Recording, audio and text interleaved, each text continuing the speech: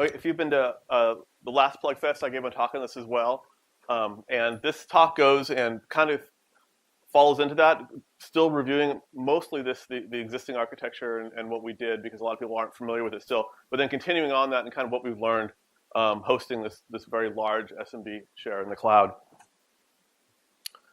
Azure Files it's an SMB share that's in the cloud. The idea is that you can net use it as you would any on-premise SMB share, but it's always available, and it's resilient and durable and scalable, and supports multiple clients connecting, and they all connect via different shares and via different front-end nodes, and I'll get into that in a bit. Going to go over just very quickly touch on go over some of the history of SMB and the evolution of the protocol, just very quickly, and why we did Azure Files and kind of the scenarios that it unlocks, how we designed it, because it doesn't use a regular file system. It's actually based on a key value store, effectively, more like NoSQL tables underneath. And then finally to go over like what we learned doing it and what experiences we had actually supporting this since it's been in production. So very quickly, I'm not going to go through all the points here. Many of you are familiar with the history of SMB. It goes back a long, long time, even to DOS, even OS2 landman days, way, way back. The key evolution point was in Vista with the transition from SMB1 protocol, which was extremely complex, to the SMB2, which pretty much proxied the NT API over the network. And so it was much more natural for Windows to implement and kind of more rational overall. And just other enhancements allowed multiple commands to be able to be packed on a single packet, so that you could get more efficient, less chatty. If you know you have to do several commands in a row, you can actually do them all, pack them into a single command. It's called compounding. And what used to be op blocks, which were quite Byzantine semantics, actually were improved so they matched more the actual caching mechanics on the node itself. So we got much better caching behavior with leases, which are also new in SMB2. And we take advantage of those quite a bit. And then finally, in SMB3, we got support for improved clustering support and include continuous availability, which is where it really starts to shine. And so it becomes like a network share that never goes down and is seamless to the application if there are any sort of failures or network glitches or even node crashes. The idea is that it should be just as reliable as a locally connected disk. A little slower for some things, but we'll get into that too. When we started this, it was interesting. I personally had not worked in SMB before. I'd never actually worked in user mode before. So this is the user mode service running in Azure. And we had this actually great document, MSSMB2, which we actually were compelled to generate. But in the end, it turned out to be actually very useful because it really does go and lay out the whole protocol. And so things that used to be folklore in the heads of a few people actually got put out in these protocol documents. And they were very useful. They're very just descriptive. They tell you exactly what to do, sometimes not why that's done that way. And that knowing the why can be helpful as well. But just having the what exactly we have to do was extremely useful. It helped guide us and answer questions. So we were very happy to have that in the end, even though again we're kind of compelled to create them, but it was a net positive. Azure Files though it's not based on a file system, whereas if you're running a Windows server or even a Samba server, there's like a regular file system below it. We don't have that. We have this a collection of NoSQL tables that we use to accomplish the same thing. And it's interesting that this document was actually written talking about object stores. So it was actually very generic, which actually mapped relatively well for us because that's actually what we had, was an object store. We didn't have a regular file system. So that worked pretty well. The key thing when I've talked to people about Azure Files is that they assume that we're just running sort of 2.sys on an Azure node somewhere. And that's not it at all. It's completely nearly from scratch re-implementation of the SMB3 protocol using MSSMB2 protocol document. Because in Azure we have the two of the major data types that we have in Azure are Azure Files, which is these Azure Tables, which is NoSQL tables, and Azure Blobs, which are just basically large data objects that you can put data in and out of. And there's a particular variant of that called page blobs, which are a block addressable that we use, and which actually hold the file data, whereas all the Azure tables hold all the metadata. And because these were already designed to be very scalable and resilient and durable, and failing over if any node that you're talking to crashes, or we have to update the software, which we do all the time.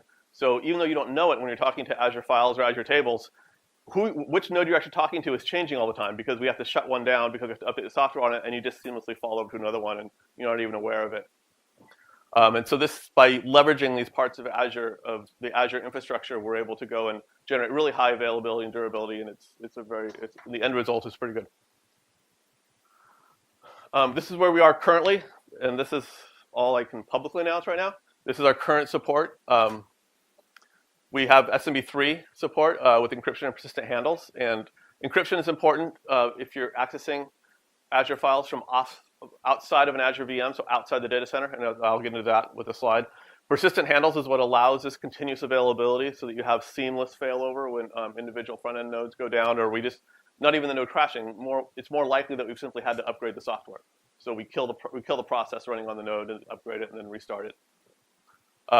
The limits right now is 1 terabyte files and 5 terabyte per share.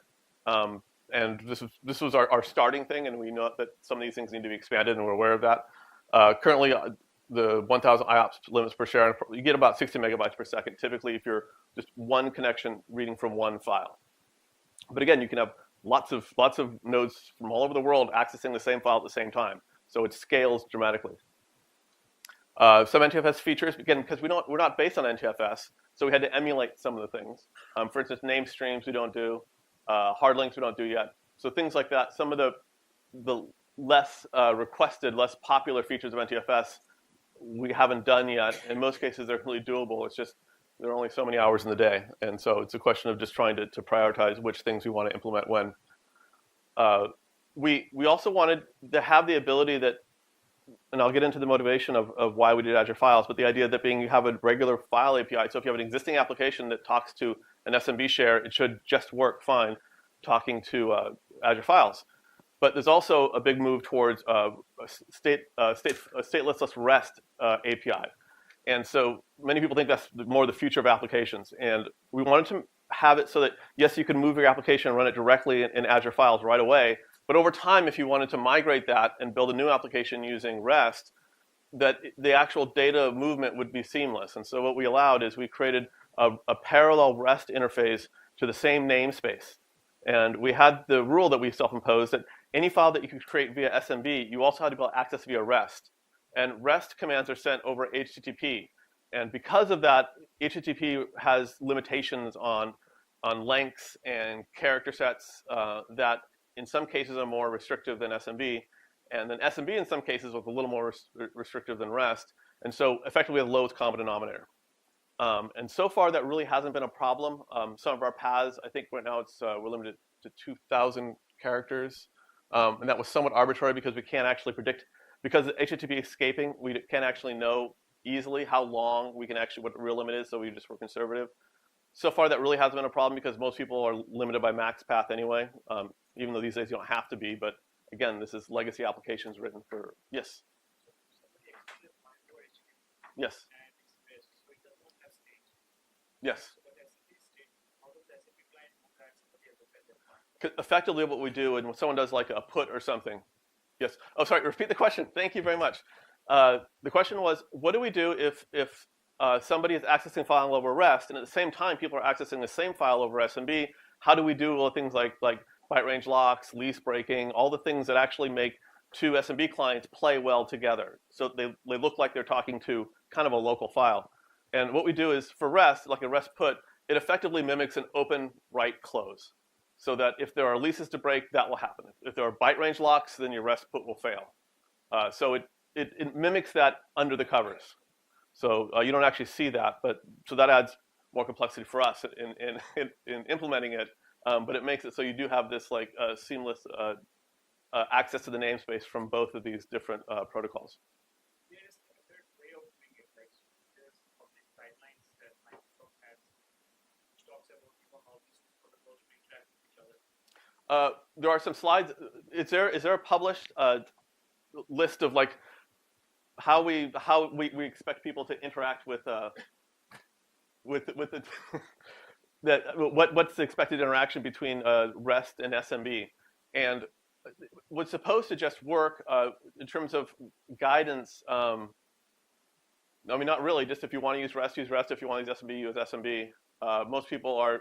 It's not so much of a choice for them as they have an existing application, and so they're going to use SMB. If they want to go and migrate it, they're going to run. They're going to slowly migrate over to REST. So it's just whatever the application writer wants to do. So I'm just going to throw in my experience here because I've done, let's do SMB with NFS and local files and REST and different cluster file systems and everything else. And I think what I'm hearing, and you correct me if I'm wrong, but what I'm hearing from you is that you've got the same problem that any other third-party developer would have is, how do I make SMB work in my particular environment? And that's what you're giving us is your explanation of how you approach that. Am I right in understanding how you're?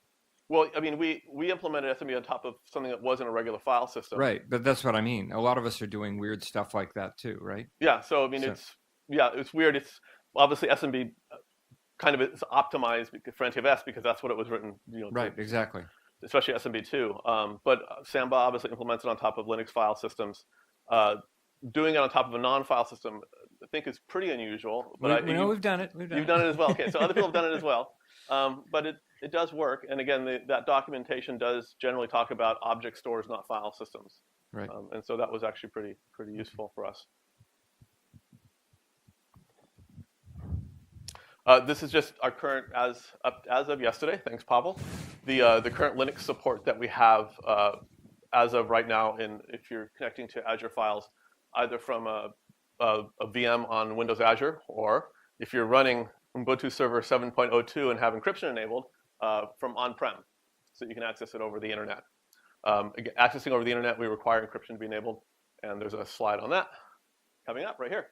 So this is kind of cool. That what it shows is that you basically can have people coming in from an IaaS VM, which is an Azure VM, and just using that path there, and they come in through a software load balancer, which randomizes which front end they get. So that allows this broad spreading of load, and also immediate failover in the case of any sort of failure or software update. And then the same way, someone can come in over the internet if port 445 outbound is open, which is sometimes more difficult than it would seem, getting sometimes the powers that be to do that. But then you're able to come in and just net use Azure files from anywhere on the internet. And this was when we finally got encryption done. This was actually a pretty cool scenario because it's like from home you have this like file share, this like huge file share accessible from anywhere, home or anywhere in the world. Okay. So I didn't create a whole lot of time, unfortunately, doing I tend to do these ad hoc just because it's kind of how you use regular file share. But if you see here, right now I'm actually giving this talk from, this path. David go, so this is my Azure file share, and I'm actually giving it, and you see the little tilde file there for the rename stuff. A quick question, sorry. In your previous slide, you had showed the software load balancer. Yes. So does that get involved in every operation, or after the session setup is done, the clients talk directly to the front end? Yeah, so once it's a TCP connection established, everything goes over that connection. Okay. It's only during the session setup. And so in our experience, when we looked at it, I don't have the hard numbers in my head, but session setup is pretty rare. I mean, usually people establish a session and then it stays open for a long time, sometimes weeks or months. We've some interesting problems we had when we did originally durable handles instead of persistent, and I'll get more into that, where limitations to durable handles meant that it caused problems because people did keep sessions open for so long.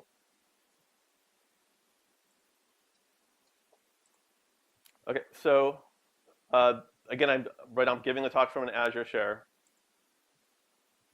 and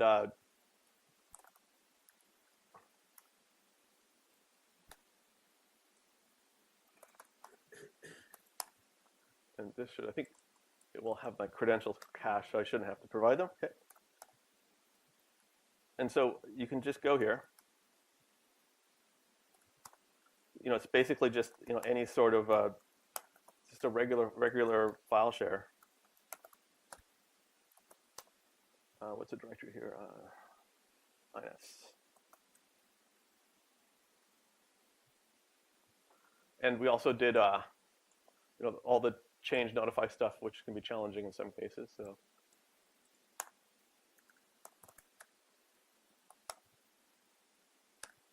So we did that, and then it just, it registers all the change notifies.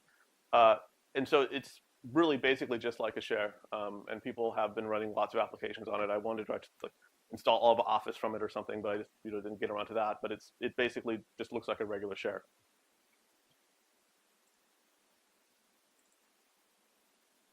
From current slide.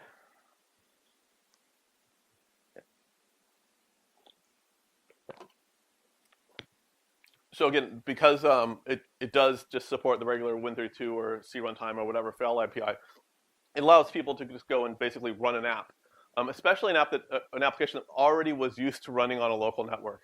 And that's one of the things we did learn going on and I'll get into later, looking at what we learned over the past year or so. That if you have some applications that you basically ran talking just to locally attached storage, there could be some experience gaps there. But if you're actually used to running it on a local network, on-prem, there will be some performance differences, but basically similar metrics can be applied to both. Again, if you want to use REST, again, I want to go kind of quickly to make sure I have time for some of the stuff we've learned, which is at the end of the talk. We have full support for the normal Azure REST APIs that are supported towards blobs as well. And again, as the question pointed out, we take pains that when puts or gets, anything that would interact with active SMB handles to open files, do the proper operations in terms of breaking leases and file range locks and looking like, and we do it by mimicking like an open, read, close, and such. Azure tables are just simple NoSQL tables, and it's one of the main offerings of Azure storage. We were able to go and basically have the way, if you've ever implemented in memory of a normal file system, you'll have different structures in memory that are all linked together and such that correspond to different parts of things that you're trying to control.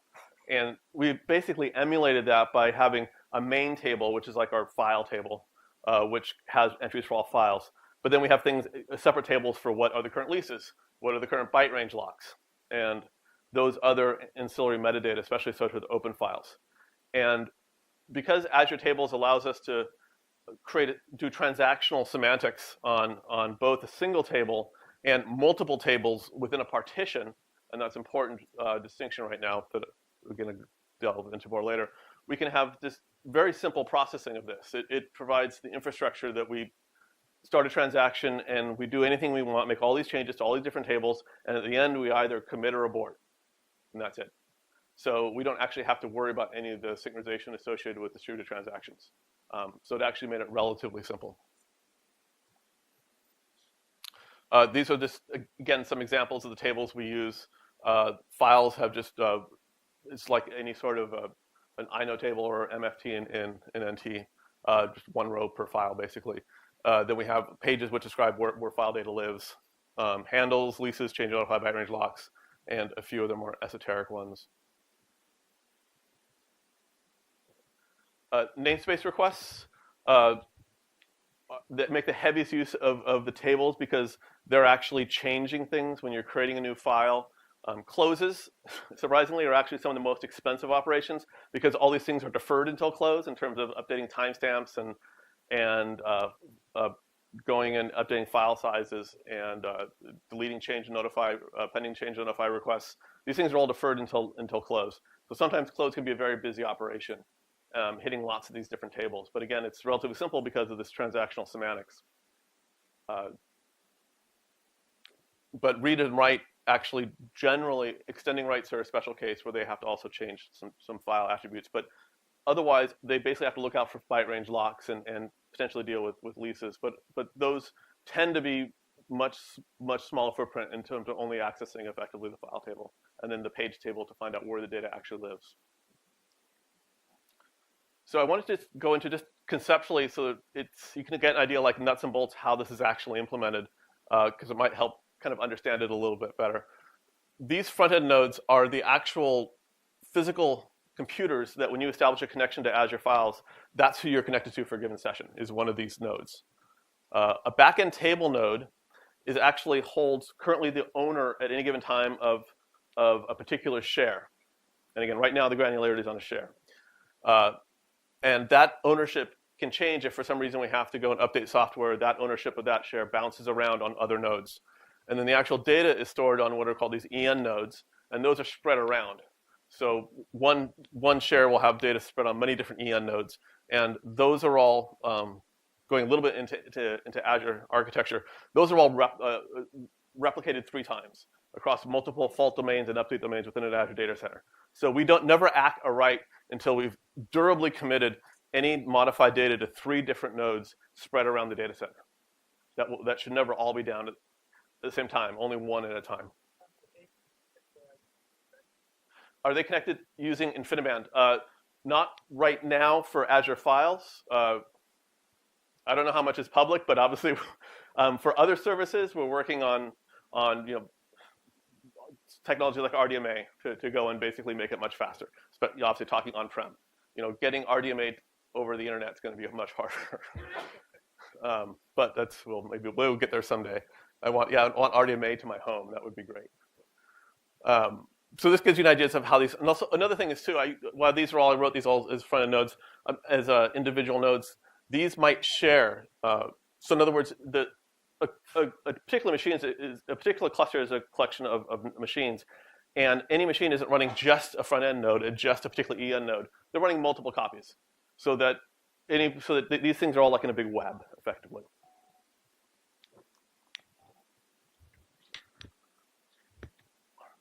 So the key here is that we wanted to go and take state and try to tier it based on how what the durability requirements for that were. And so, for instance, when you have an open connection, there's things about that connection like the socket, the port number, that only matter to that particular connection. So there's no point persisting that. That can just be held in memory on the front end node. Whereas and some things that you can cache on the front end, like a file ID, or whether something is a directory or not, that can't change, it's immutable. So again, you can cache that on the front end node if you want. Other state has to be durable if either your connection goes down or that front end node's died or something, so that when you fail over to a different front end node, all of your existing handles, all of your existing state, basically exactly where you were, is seamlessly reestablished. And so what that means is we actually have to durably commit all that state. Whereas with a regular file server, like running in memory, that is literally all in memory. And you can imagine that things that you can do on a regular file server just by like incrementing an open count in memory, we actually have to durably commit, does incur more latency. But the cool thing about it is that you can basically fail over just totally seamlessly. So one of the key here is that ideally you should try to do fewer creates and closes and more reads and writes if possible, because these namespace operations are the expensive ones. And it looks like I should kind of jumped ahead a little bit. But this is, again, going to how the state is tiered so that we can achieve the optimal balance of both reliability and the ability to fail over, as well as minimizing latency based on what are the requirements for the particular state that we're trying to maintain. And this was one of the cases where we can try to get, right now we have several steps we go in, and by going and trying to create more fine granularity, we can get it even more higher performance. And working on that all the time. Assuming that many of you are familiar with SMB, that it's stateful. It's not like REST. So we have open handles. You have share access you have to worry about. You have byte range locks. You have leases.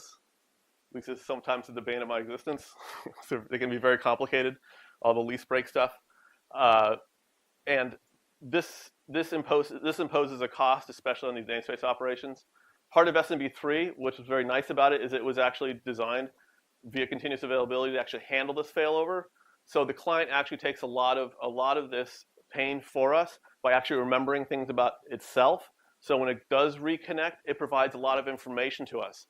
And that makes failing over much easier than if we actually had to try to figure it all out ourselves. So for instance, when a crate comes in, we have a crate GUID, so that if we get another crate, because things could fail at any time, we have to make sure that we don't, if it's a destructive crate, to replay it, like if it's a distributed overwrite. We have to know that, oh, I already saw this crate and I already processed it. So it's actually very helpful with SMB3 that the client actually does some of this lifting for us by providing it, by basically keeping this in its memory and then sending it back to us. And for those of you who have implemented persistent handles on SMB3, you probably are very familiar with this. This is a view kind of how it looks on a conceptual level, talking to Azure files, where you have, again, somebody connected who comes in, there is all the name via DNS. It comes into our load balancer, who then hashes this is when you're establishing connection, who hashes some of the TCP headers and basically randomly selects a front end that way and connects to it. And then the front end that you're talking to for this particular session, so everything for that session goes through that current front end node, which means we don't do multi-channel yet, then goes and talks to the Azure table and blob store to actually do all the reads and writes and opens and closes and all the namespace operations. What the table and blob store is again these NoSQL tables that we use for metadata, and then the actual file data itself is stored in it's referenced by that page table that I showed earlier. But the actual what's called the Xstream layer, which is our low-level layer, is actually stores the data in a page blob. And when we were doing this originally, Xtable only supported doing transactional semantics on one particular table. And for Azure Files, we were able to extend that so we can generate a single transaction that performs ACID semantics over a collection of tables that we define. And so for us, those are going to be all the tables that hold the actual handle state for all the files in that particular share. And so that allows us to do, it's not as easy as an in-memory file system where it literally is just memory, but it's not that much harder either. And so that was actually made it a lot easier for us. Okay, this shows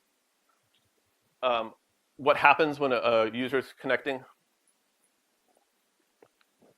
We have two different clients. One could be on-prem, a VM, running from a VM in Azure. The other one could be from somebody's home or office or wherever, connected to the same share and potentially reading and writing the same files at the same time.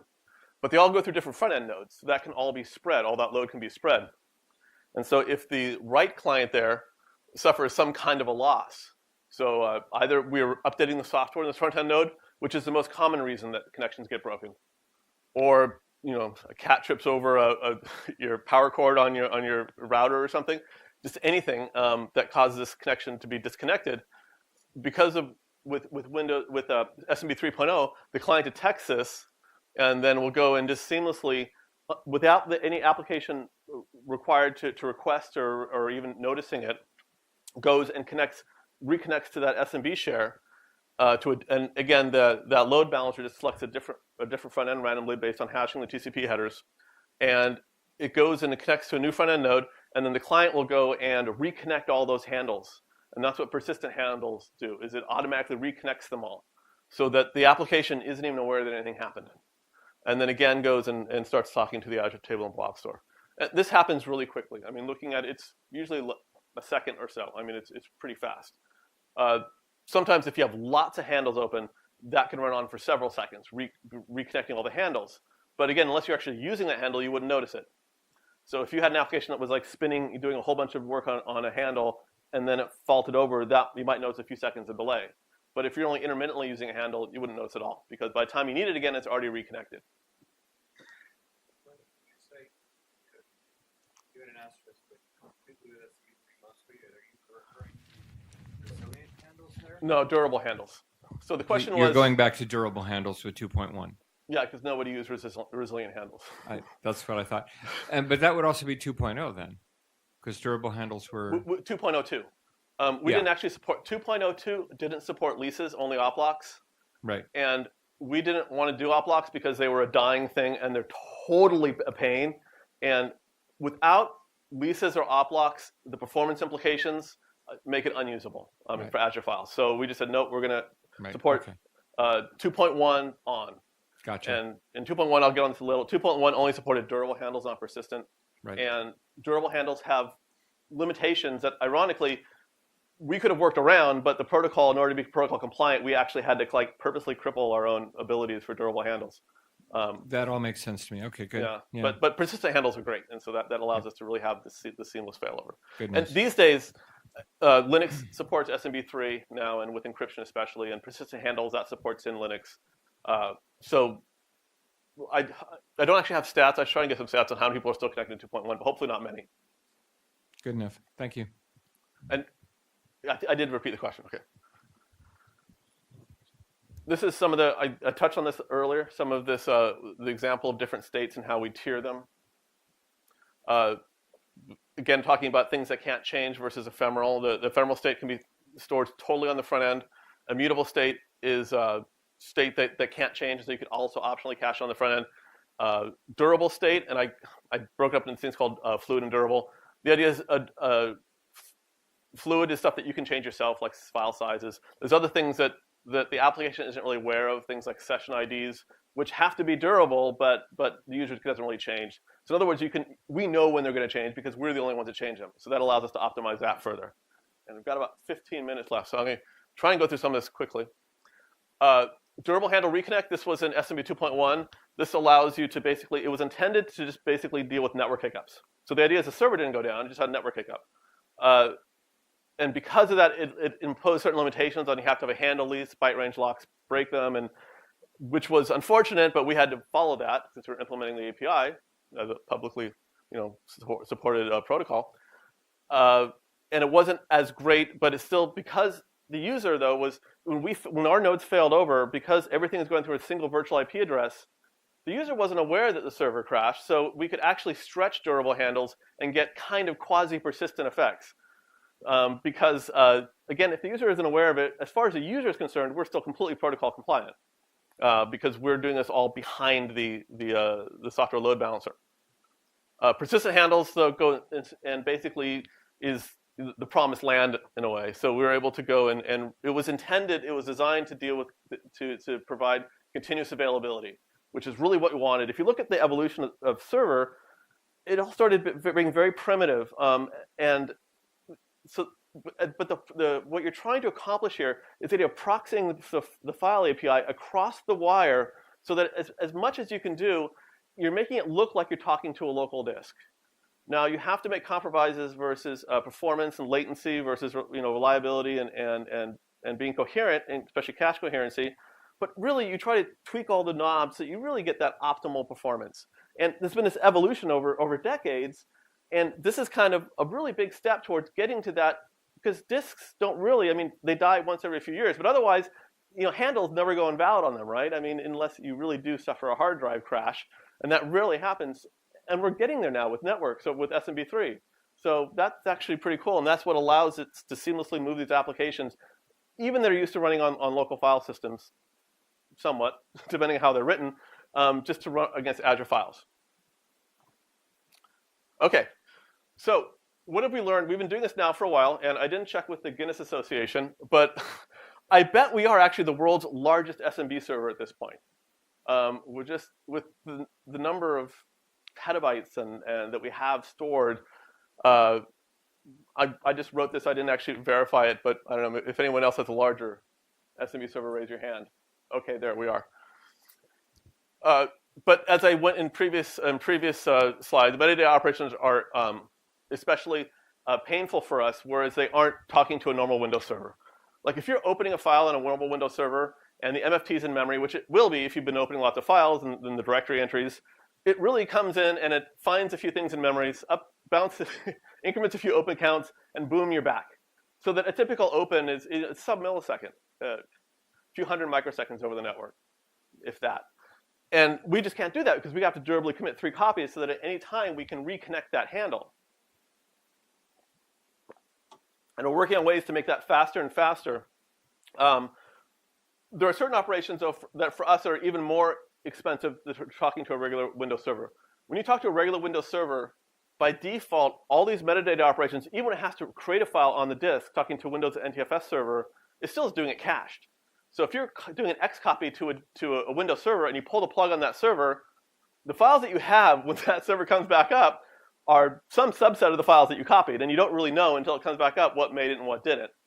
With Azure files, when we act that create, it is in the namespace. It is there durable. When we act a write, it is durable.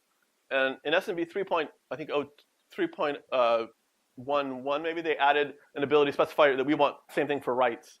But all of our writes are like that. And so for us, that imbues an extra cost that a normal Windows server doesn't have. And there's a really kind of wanky thing with write-only handles are particularly painful for us. If you're talking to over the network, a write-only handle, because you can't trust the person on the other end having to do with local caching, you can't cache it locally. And so even small writes become a network transaction, whereas normally if you have a file open and it's cached on the client, small writes just accumulate on the client and then get flushed over to the server. And so we have applications that go and literally create files, set a file. They don't even set a file size. They do single byte extending writes for like 10 or 20 megabytes. And that's 10 or 20 million write requests. Each one of those single bytes has to be replicated 3 times before we ACK it. And these are very painful. And the problem is the fopen append option that's what it does. It opens a write-only handle. So if people are running C runtimes and they do open for append, it's particularly bad for us. And we've looked at solutions to this, like maybe lying and giving them other desired accesses they didn't ask for, because it does speed up performance so much more.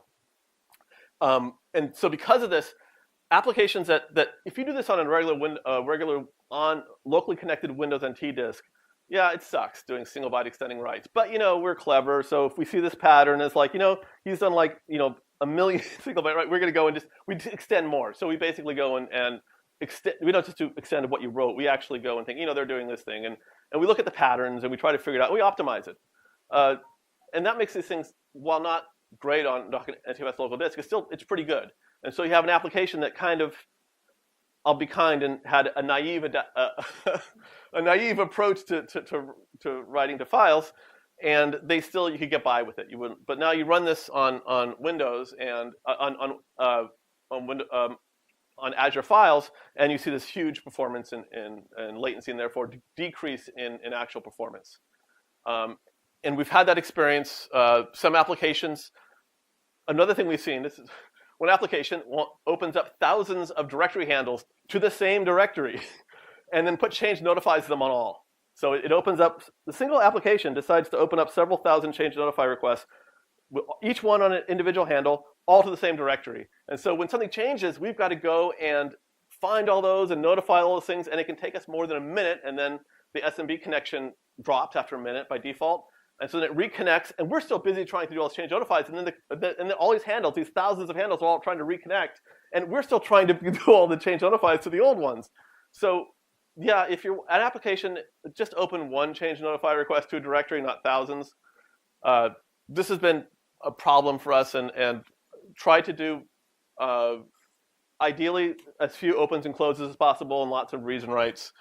Again, another application that we've had, it did 93% of its requests were creates and closes, and only 0.97% of its requests were reads and writes. And this is something which it was passable talking to a local disk, and then they tried running it on Azure files, and it doesn't perform very well. And so this is something we've learned about lift and shift. It does depend on the application, and the naivete of sometimes people that implemented it. This is interesting. I just pulled this actually yesterday.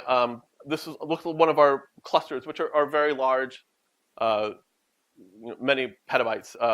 Looking at what over the past month, aggregate over the past month, the different breakdown of SMB, specific SMB requests. And there's 2 interesting metrics to measure this. One is this total request count, and the other one is interesting. It's the aggregation of the total latency of all the particular requests, because this is what the user experiences as pain. This is interesting for us kind of as geeks implementing it, but this is what counts. And when you see this, the interesting thing is what really counts is we have a lot more writes than reads now, probably because we're a new service and everyone's writing data into us, which this makes sense. In a few years, this will probably be more balanced. But read, write, open, and close, in terms of total latency, that's all that really matters. That's like 95%. And then everything else is just noise. So if you have to focus to optimize different paths, and I'm not saying this is every SMB application is going to do this, but this is aggregated over a cluster, which is thousands of different accounts doing all sorts of different things. So it's probably a pretty good approximation of what, if you want to talk about your average app. And this is an interesting piece of data that we can actually get because we have so many people connecting to us. reads, writes, creates, and closes are your key things you want to try and improve. These are some resources that you can get. Some of these are kind of old, but they're still generally correct. NTFS features not supported. That is updated as things change, and that's still valid today. Somebody asked about that, like things like hard links and name strings we don't support yet.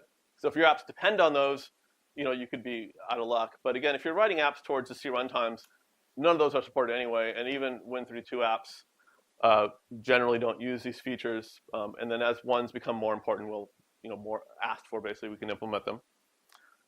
And that's it. So if you have any questions. Yeah. So how does it handle cases where people are foolish enough to have geographically dispersed workforces and they're trying to use an application that depends on local network access and is doing things like share mode locks and byte range locks, etc.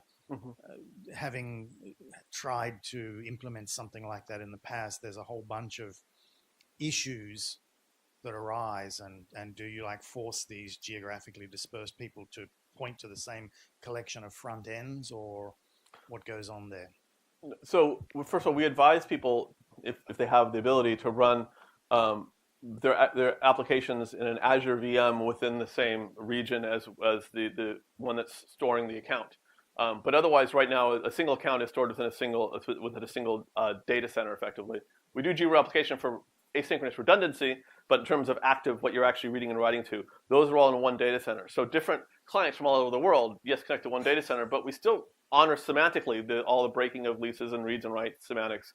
And then even if you're in different data centers, but you're on different VMs inside of data centers, we have very high bandwidth links between our data centers. So even that isn't that bad, but latencies that might be 5 to 10 milliseconds, if you're lucky, for a crate, can stretch into 20 to 30. And when I looked at somebody complaining about this, who was they were running an application in an Azure VM in a different part of the country, half the latency was just speed of light. There's nothing we can do about that. And I didn't repeat the question, but maybe my answer is, how do you deal with different?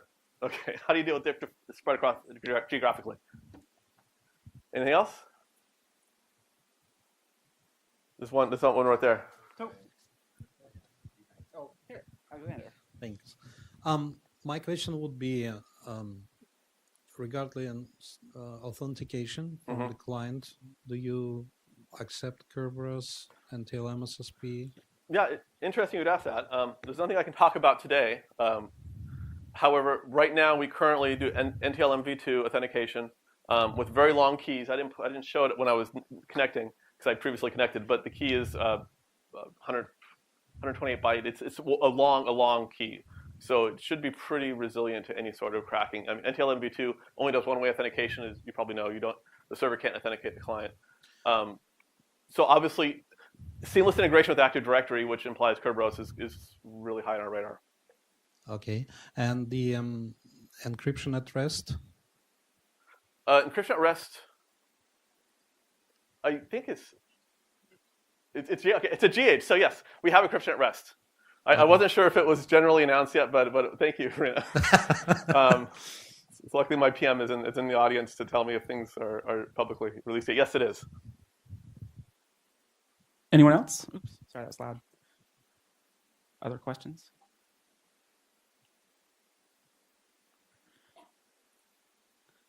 Going once? It's still 30 seconds left. I think